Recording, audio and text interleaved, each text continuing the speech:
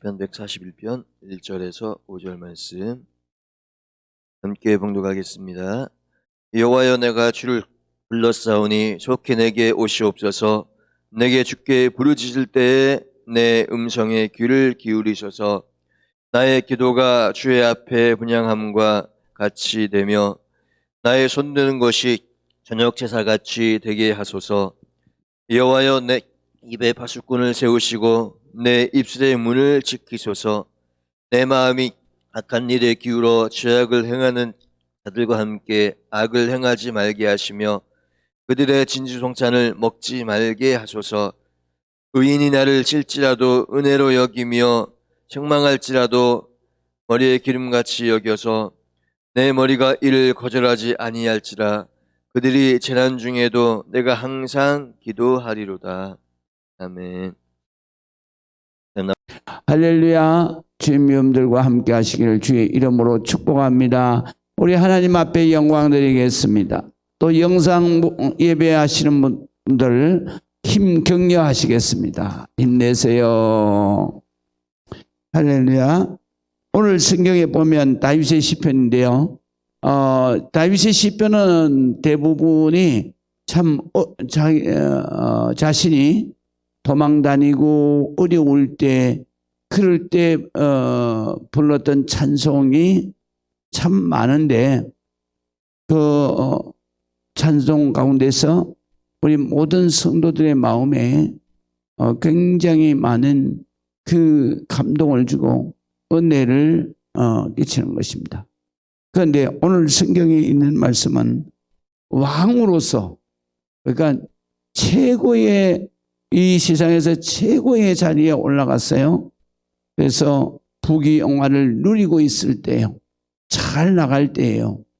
그럴 때에도 다윗은 하나님 앞에 신앙생활에 틀림없이 교만하지 아니하고 하나님 앞에 기도를, 신앙생활을 죽을 때까지 끝까지 이렇게 승리하는 것을 우리가 보게 됩니다.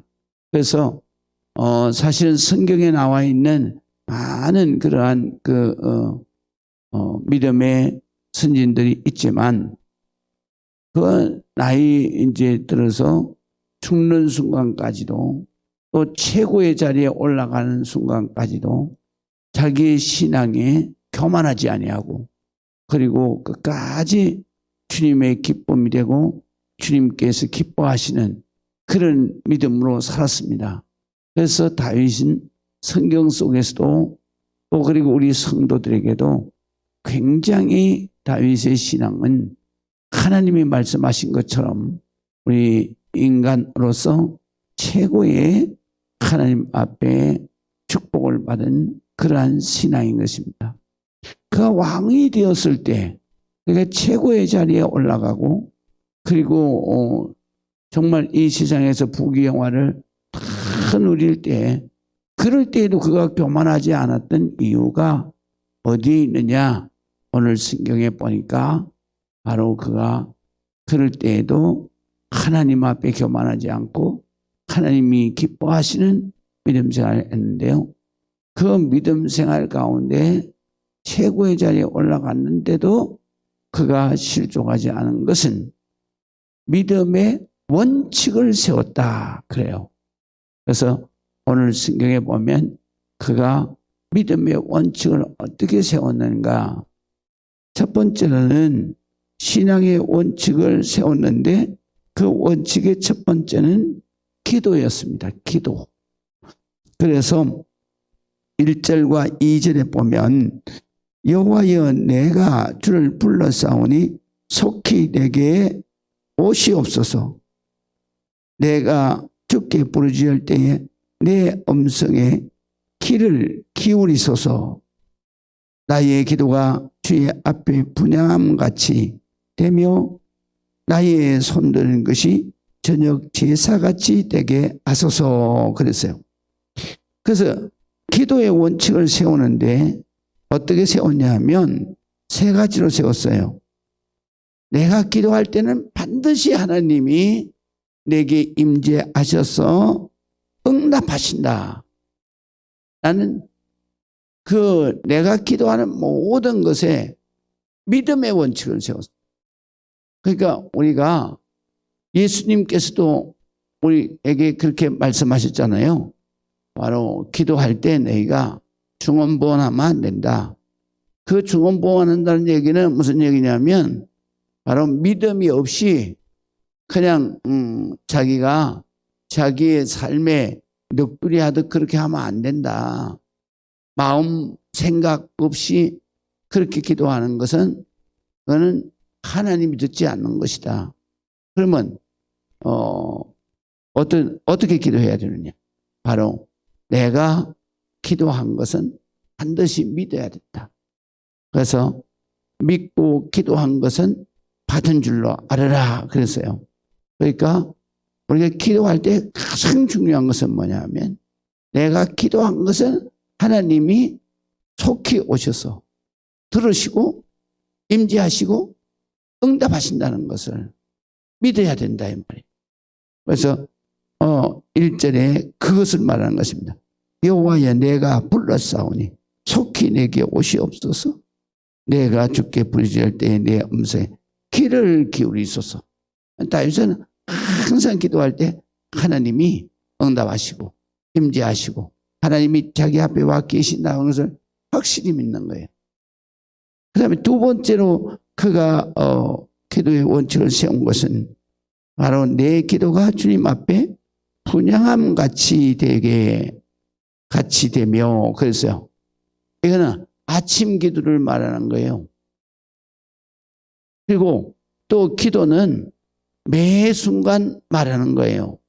그러니까 기도는 쉬지 않고 기도하는 것을 말하는 것이죠.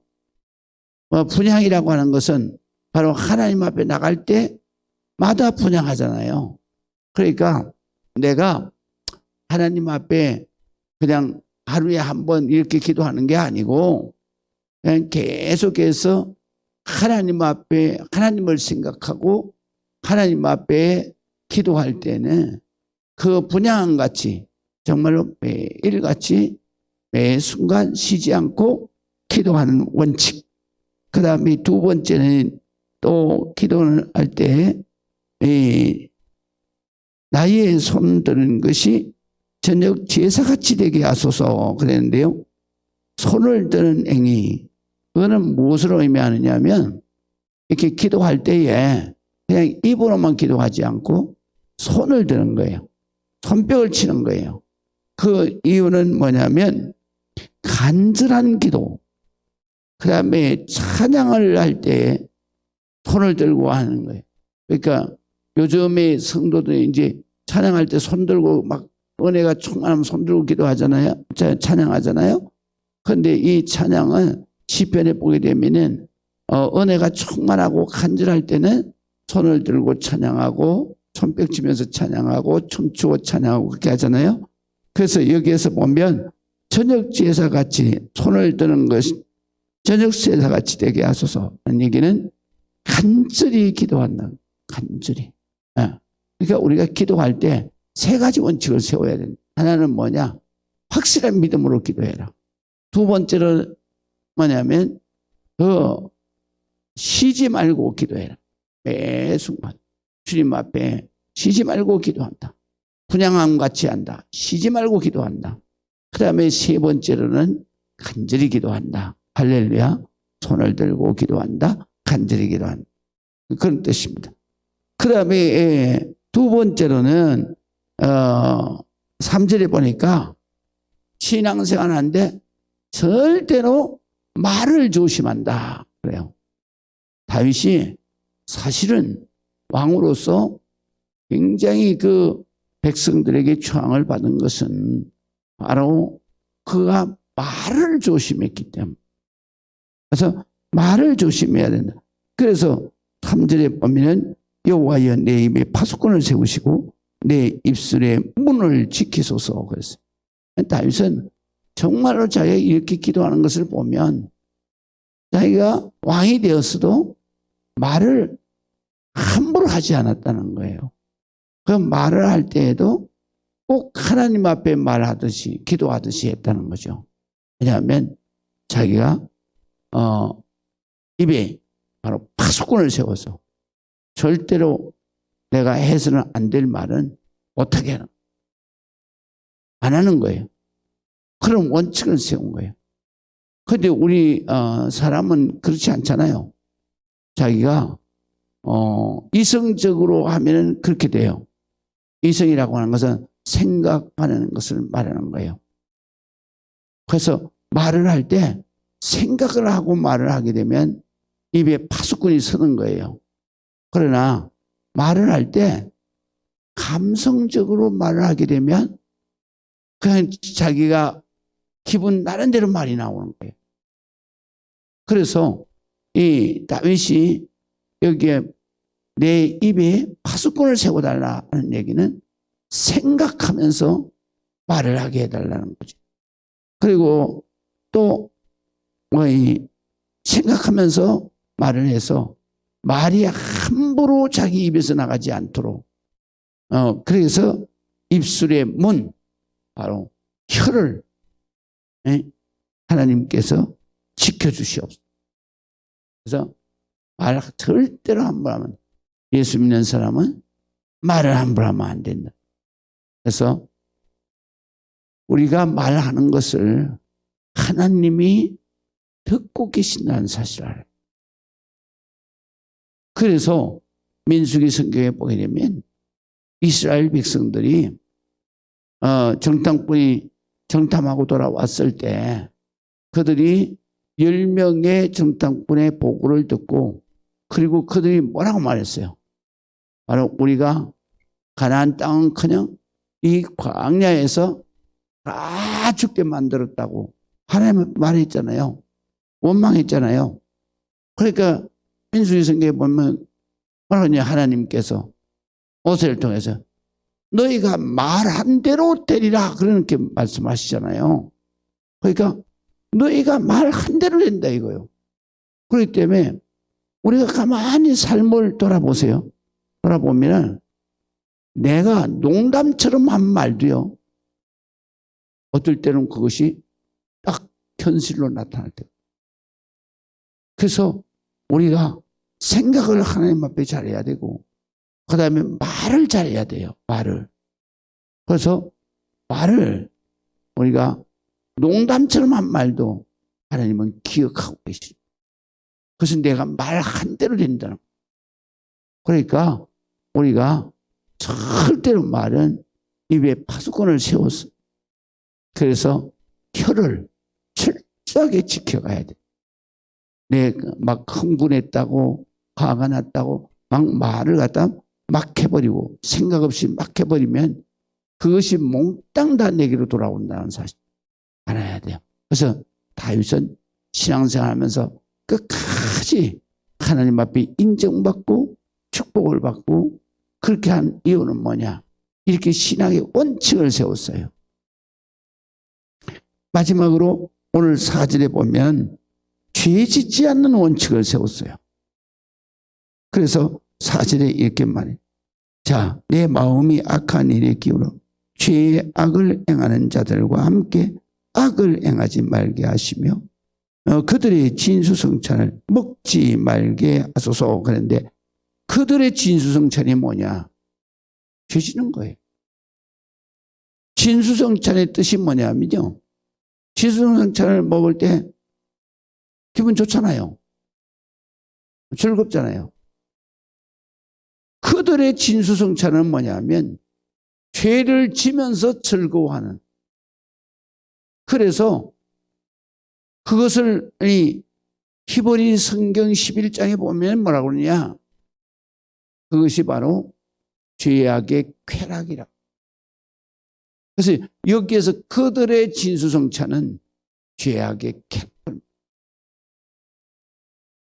우리가 죄는 항상 인간의 이 죄악의 쾌락이 있어요.